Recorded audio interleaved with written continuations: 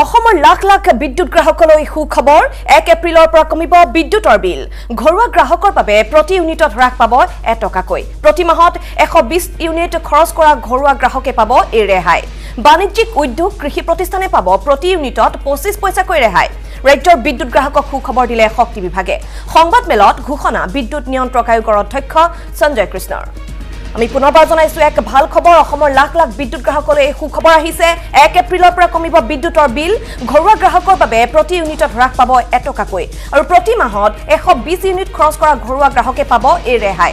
বাণিজ্যিক উদ্যোগ কৃষি প্ৰতিষ্ঠানে পাব প্ৰতি ইউনিটত 25 পইচাকৈ ৰেহাই ৰাজ্যৰ বিদ্যুৎ গ্ৰাহকক সুখবৰ দিলে শক্তি বিভাগে সংবাদ মেলত ঘোষণা বিদ্যুৎ নিয়ন্ত্ৰক আয়োগৰ অধ্যক্ষ সঞ্জয় কৃষ্ণৰ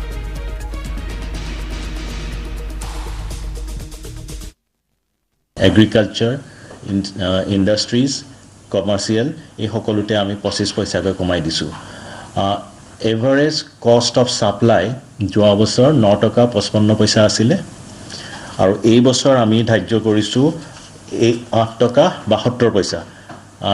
there is a reduction of 83 পইচা আৰু সেইটো বস্তু আমি ডিফিন ক্যাটেগৰীত সমানে ভাগ কৰি দিবলগীয়া হয় আৰু সেই ভাগ কৰি দিওঁতে আমি ডমেষ্টিকত 1 টকাকৈ কমাই দিছোঁ আৰু ইণ্ডাষ্ট্ৰি আৰু কমাৰ্চৰ ক্ষেত্ৰত 25 পইচাকৈ কমাই দিয়া হৈছে